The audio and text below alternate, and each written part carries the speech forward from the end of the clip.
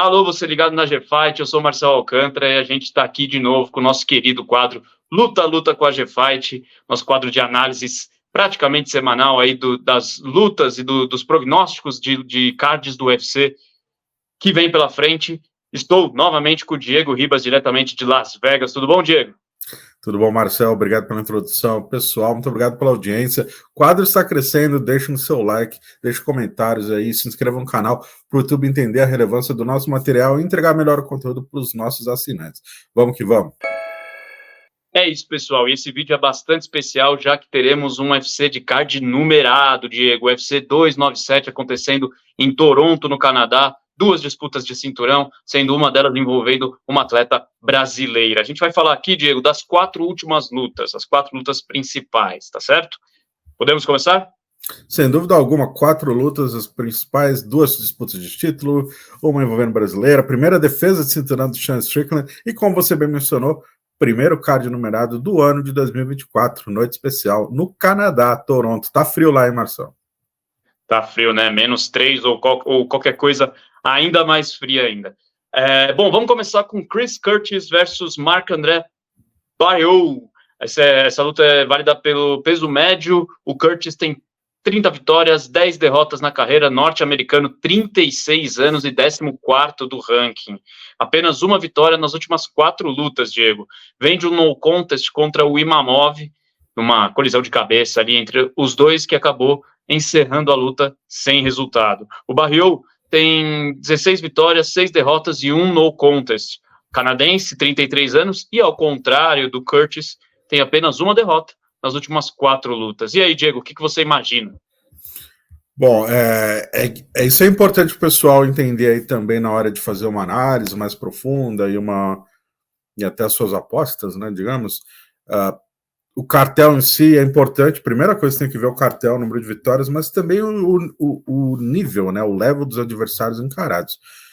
E existe uma diferença clara dos oponentes que o Chris Curtis enfrentou recentemente em relação ao que o Barriault enfrentou. O Chris Curtis foi mais testado, foi mais jogado aos leões, né?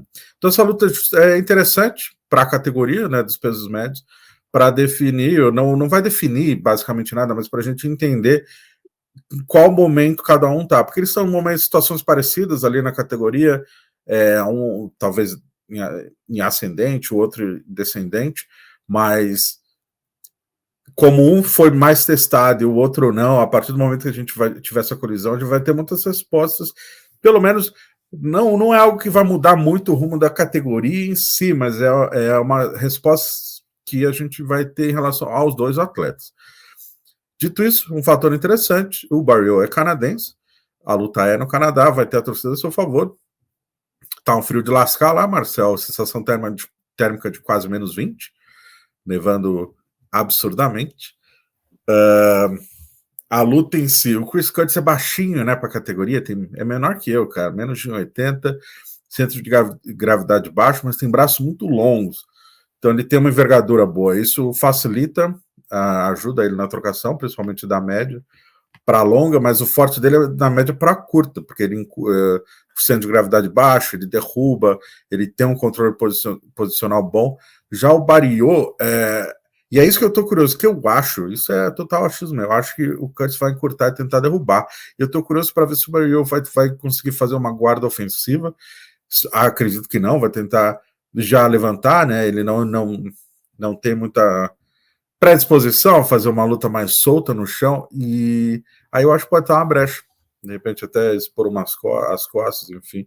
Eu acho o casamento de estilo favorável para o Chris Curtis, que inclusive treina na Extreme Culture aqui em Vegas, treina com Michel Pereira, Marvin Vettori e até com o próprio Sean Strickland. Então, eu vejo um casamento de luta favorável para o Chris Curtis, meu favorito, Marcelo. Assim como nas casas de apostas, Diego, Chris Curtis tido como favorito, pagando 1,53 a cada real apostado, e o Barriault 2,62 a cada real apostado. Você falou da luta possivelmente ir para o chão, uma finalização de algum lado, paga 21 a cada real apostado para o Curtis e 19 a cada real apostado para o Barriault. Não é o que se aposta nas casas de apostas que essa luta termine com uma finalização no chão, né, Diego? sem dúvida. E faz sentido, sim. Mas tô curioso, Marcelo. Acho que vai ser uma luta movimentada, muita troca de porrada dos dois lados. E tô bem curioso, assim, eu acho. Pelo que você falou, não tá pagando tanto, assim, então talvez não seja uma boa aposta a se fazer, mas cara, eu não vejo muita chance do Barrios vencer essa luta, não. Certo. Vamos seguir em frente, então agora vamos para Neil Magny versus Mike Malott. Essa luta é válida pela categoria dos médios até 84 quilos. O Neil Magny é veteraníssimo do UFC, 28 vitórias, 12 derrotas em seu cartel. Norte-americano, 36 anos e 13º do ranking. No UFC desde 2013 e vem de 2 vitórias e 2 derrotas, altos e baixos aí nas suas últimas 4 lutas. Já o Mike Malott tem 10 vitórias, 1 derrota e 1 empate, 32 anos, vai jogar em casa, vai lutar em casa, é canadense, 3ª luta no UFC e acumula 3 vitórias. 4ª luta, né? Das 3 outras, acumula 3 vitórias. Diego, e aí? Apesar deles terem uma diferença muito grande de experiência em cartel, né? Os dois têm, o Neil Magny tem muito mais lutas na carreira, mas a diferença de idade não é tão grande assim, apenas 4 anos. O que você imagina? O Malone ele ficou muito tempo sem lutar, né? Antes de entrar no UFC, ele chegou a parar por um tempo, ficou muitos anos sem lutar, 2, 3 anos parado. Daí fez apresentações singulares ali no Canadá, mas treinou, sempre estava no shape, né? Conseguiu uma vaga via Contender Series. Você mencionou as 3 vitórias, 2 delas, se eu não me engano, foram até performance, né? Bônus. Uma, tenho certeza, a última luta dele ganhou um bônus de performance da noite.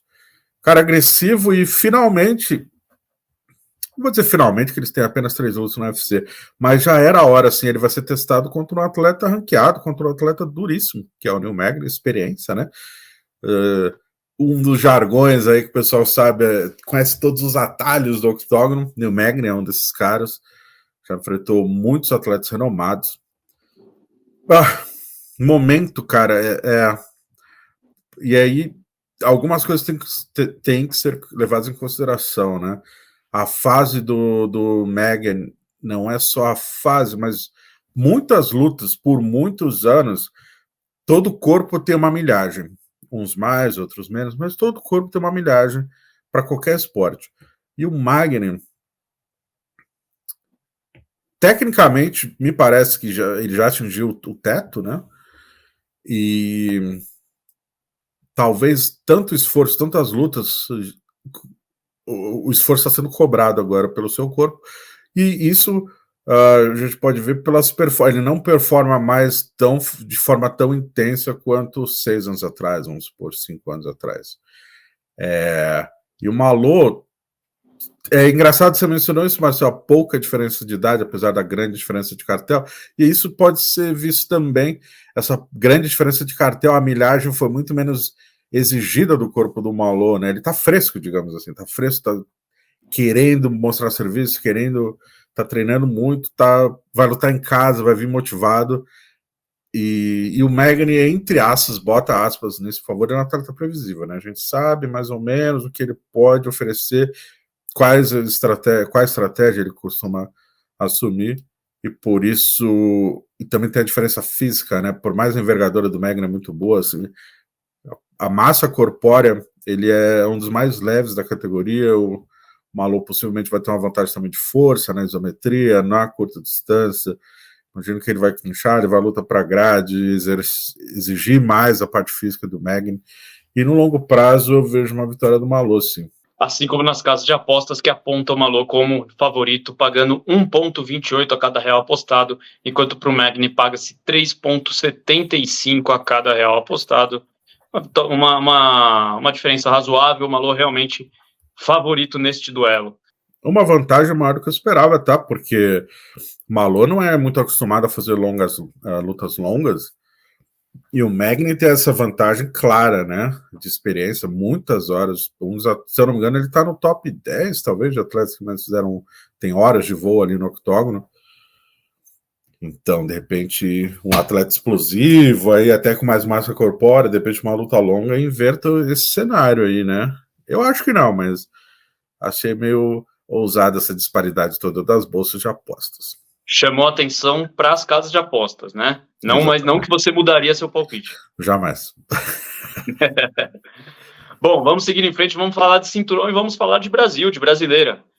Mayra Chitara versus Raquel Pennington, duelo válido pela categoria dos galos feminina.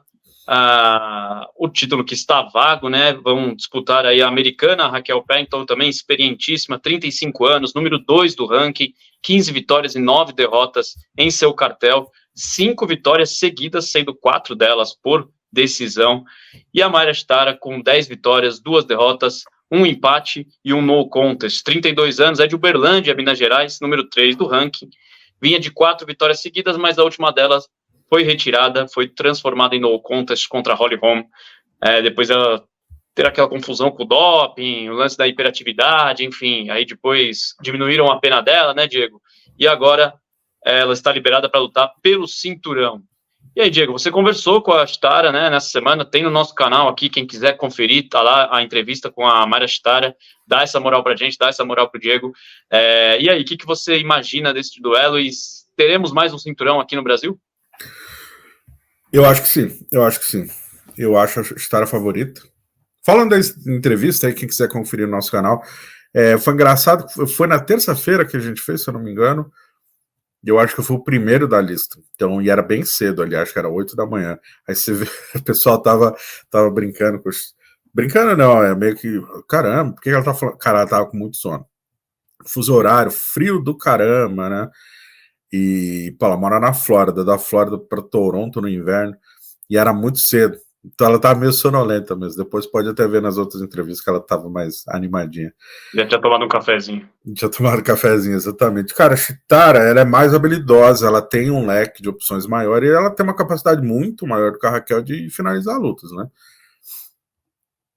Finalização de fato, assim, eu não lembro se ela já nocauteou alguém no UFC, mas ela tem uma trocação muito boa que muitas atletas buscam o clinch com ela e aí abrem possibilidades, inclusive a Holly Holm, né, cara, que é uma excelente striker, ela buscou o clinch com a Chitara e se expôs ali o pescoço e a Chitara pegou ela. A Raquel, putz, em questão de casamento de estilo, talvez ela seja uma adversária até mais dura para a Chitara do que foi a Holly Holm, que é uma ex-campeã. Se a gente olhar o cartel da Raquel, as últimas derrotas dela foram para Holly Holm, para Germaine de Randamie, 2 vezes campeãs, que vitórias por decisão, tirando a luta da Raquel com a Amanda, né? Porque a Amanda é muito fora da curva, não dá para tomar isso como parâmetro, mas a Amanda espancou ela para os 5 assaltos, e, enfim, com uma diferença muito grande de técnica, física. Mas tirando isso, ela é muito dura, ela tem muitas vitórias, ela sabe como amarrar, na hora que como conter o ímpeto do adversário, não dá muita brecha. Não lembro dela já ter sido finalizada no UFC, se foi faz muitos anos.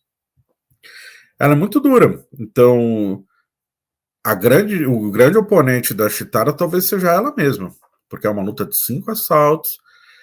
Ela estava fazendo muitas lutas aqui no Apex, que cabe pouca gente. Agora vai lutar numa arena lotada, no Canadá, com esse frio. Tem a questão do corte de peso, né? Na entrevista pode ver que eu até mencionei se algum ajuste vai ser feito por causa da temperatura. Ela falou que talvez o corte de peso tenha que mudar alguma coisa, porque não vai ter sauna lá. Então eu estou mais curioso assim, para ver como ela vai conter essa ansiedade dela, que ela é muito agressiva, ela busca finalizar as lutas. Só para embasar a sua informação aí, Diego, todas as derrotas da Raquel no UFC foram por decisão, exceto Amanda Nunes.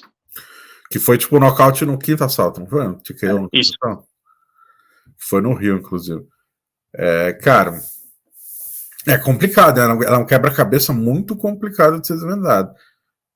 Eu acho que talvez ela possa ser uma grande adversária para ela mesma, conter a ansiedade, trabalhar com calma contra uma atleta que não vai se desesperar, uma atleta que vai, se precisar fazer 7, 8, 9 assaltos, ela vai fazer com calma. Então, é isso aí. Agora, se tiver uma oportunidade, a Chitara leva para casa. Ela tem um estrangulamento muito bom, um armlock muito bom, leg lock muito bom também. Tá treinando forte ali com o Parrompinho. Então, meu palpite é para Chitara, cara. Eu vejo a Chitara favorita. Acho que traz essa vitória para casa aí com uma finalização. Nas casas de apostas, a Chitara também é favorita com 1,58 a cada real apostado, enquanto para Raquel Pennington paga-se 2,40 a cada real apostado. Se a luta for para decisão, Diego, aí a vantagem vira totalmente não, equilibrada, mas vira para Raquel Pennington, paga-se 3,40 a cada real apostado para Raquel e 4,25 para a Chitara. E aí finalização ou nocaute, aí é totalmente da Chitara o favoritismo. Surpreende alguma coisa? Não, de forma alguma. Faz total sentido, total sentido. E é uma luta que eu estou muito curioso para ver, não só a luta em si, mas os rumos da categoria. Uma categoria que historicamente sempre vendeu, quer dizer, sempre não, vamos ser sinceros. Quando teve a Ronda como campeã, vendia muito. Quando a Ronda perdeu, teve a Holly, depois a Misha, mas uma luta atrás da outra e, bum, Amanda Nunes. E a Amanda foi uma campeã que vendeu muito pouco, cara. Nunca foi muito boa de entrevista, nunca, enfim, não abraçou por completo o jogo, né? Publicidade, encontro com fãs e todos os eventos que o UFC faz, o circo, né? Enfim. Uhum. Então ela não vendeu muito, apesar de ser a maior atleta da história, e olha o cartel dela, basicamente finalização e nocaute. E agora estou curioso para ver quem será aí que vai herdar esse posto e a responsabilidade. A Raquel é uma atleta pior que a Amanda, inclusive, nessa parte. E vamos ver se a Chitara, caso ela ganhe, se ela vai ter essa disposição aí de dar uma chacoalhada na categoria. A Amanda, que pelos stories parece que estará lá na plateia, viu? Olha só, para poder passar o seu cinturão, a nova rainha da divisão. Vamos falar de outra disputa de cinturão, a primeira defesa de cinturão de Sam Strickland, enfrentando Dricus du Plessis. Essa luta, obviamente, válida pela categoria dos médios. O du Plessis tem 20 vitórias, 2 derrotas, 30 anos da África do Sul, número 2 do ranking, 6 lutas no UFC e 6 vitórias. Vem de vitória por nocaute diante de Robert Whittaker. O Strickland, 28 vitórias, 5 derrotas na carreira, 32 anos, norte-americano, campeão do UFC, ao bater o Israel Adesanya, 3 vitórias seguidas, sendo a última delas, obviamente, a do cinturão. Diego, muita polêmica nessa luta, o Sean Strickland muitas vezes aí parece até extrapolando um pouco ali o limite do trash talking, partindo para cima do du Plessis na arquibancada, depois palavras de ameaça de morte, enfim, o que está acontecendo nos bastidores e o que você acha que vai acontecer dentro do octógono? Nos bastidores eles se resolveram. Tem um vídeo, deve ser, eles já apertaram. Eu conversei com os dois, inclusive, hoje, alguns minutos atrás. Se tudo der certo, você estiver vendo esse vídeo aqui, imagino que o do Sean Strickland já estará no ar e o do du Plessis vai subir sábado de manhã. Então fique atento aí. Com legendas, tá? Eles já se resolveram. A parada é muito. Tem um dos aspectos é muito simples de entender. O Sean Strickland provoca todo mundo, sempre provocou todo mundo, e agora, como ele é campeão, ele é um alvo. E aí tem uma grande diferença quando você está atirando pedra no telhado dos outros, e uma grande diferença quando você é o telhado. E o telhado dele é de vidro, meu amigo, como de basicamente todo mundo, né? E aí, tem um detalhe da vida dele, que é um trauma, que é meio que. Vamos ser sinceros. Bom, eu já dei essa opinião aqui, o Marcelo já falou sobre isso outras vezes. O trash talk, entre aspas, deveria ter um limite, né? Enfim, se você quiser provocar o seu adversário, vai quebrar ele, enfim, ajudar a promover a luta, é uma coisa, mas você não... tem detalhes da vida pessoal do cara que você não precisa ir. Só que aí, isso eu concordo, só que o Strickland sempre foi nesses detalhes. Falar da esposa do Ian, falar do treinador de da esposa do Omar, enfim. E é muito difícil determinar o limite disso, né? O limite de um é diferente do limite do outro. Exato, não existe limite, né? O limite, entre aspas, é o bom senso, mas o meu bom senso é diferente do seu bom senso. Exato. E aí, meu amigo? Só que aí a diferença é que o Sean Strickland, quando apertado no calcanhar de Aquiles, todo mundo viu a briga, para onde foi, mandou mensagem dizendo que, cara, se ele fizesse de novo, ele vai literalmente matar o du Plessis e vai ser preso e a luta não vai acontecer. Enfim, Conversei com os dois sobre isso, confiram no canal, os dois estão em bons termos. Até perguntei para o Strickland, olha o spoiler da entrevista aqui. Se bem que a do Strickland vai subir antes desse vídeo, mas tudo bem.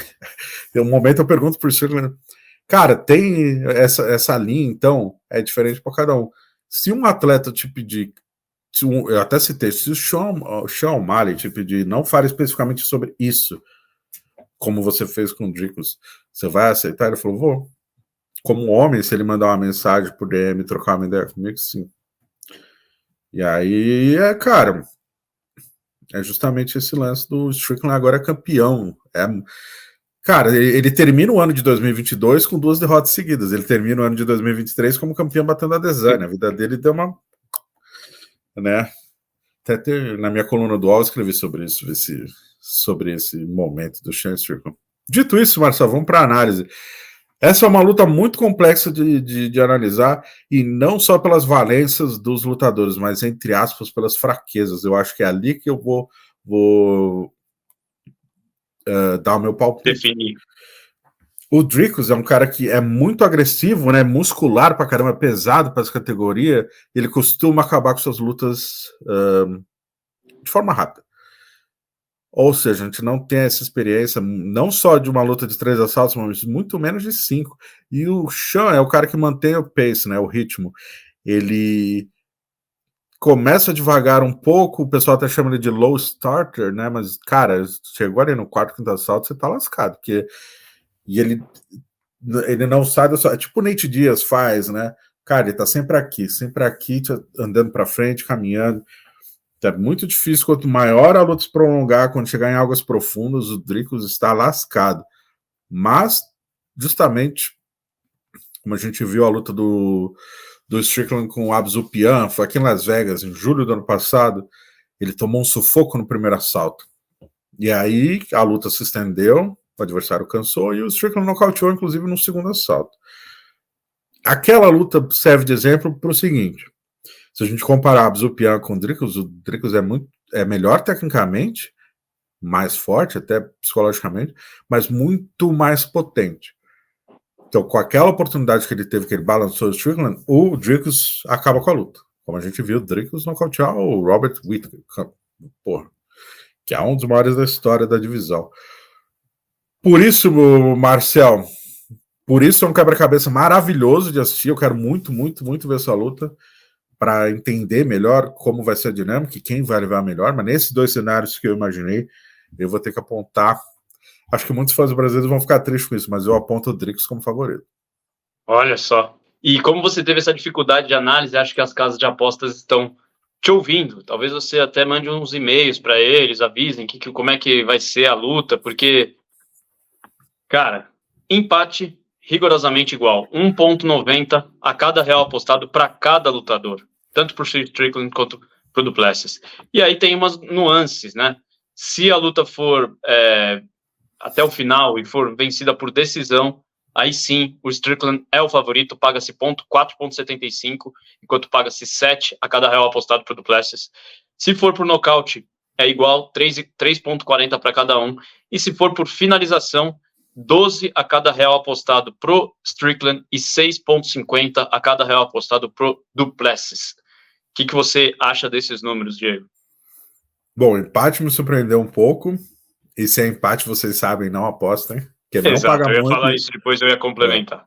O risco é muito alto e não tá pagando muito para nenhum dos dois, não apostem. Cara, eu vejo a possibilidade sim de uma finalização do Duplessis. Acho muito difícil o Strickland nocautear o Duplessis.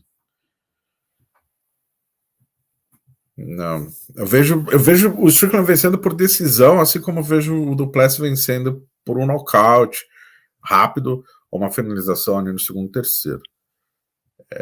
São os cenários que eu consigo imaginar. É isso então. Vamos ver como é que o Diego se sai no UFC 297. Lembrando que a gente já fez a previsão do último UFC, o UFC Apex, que o Diego esteve lá. E agora a gente vai falar sobre ele, né, Diego? Ankalaev versus Walker 2. O Johnny Walker, que os dois, né, que no primeiro encontro deles acabou a luta sendo decidida como sem resultado, por conta ali de uma joelhada ilegal do Ankalaev, e dessa vez não deu para o brasileiro. O Johnny Walker, até no primeiro round foi equilibrado, né? Mas no segundo round entrou a mão do Ankalaev, nocaute. O Diego havia apostado no Johnny Walker, não se deu bem nessa. A outra luta que a gente ia fazer caiu. E a terceira luta, Jim Miller versus Gabriel Benítez, o Diego Ribas cravou, portanto, 50%, Diego. E aí?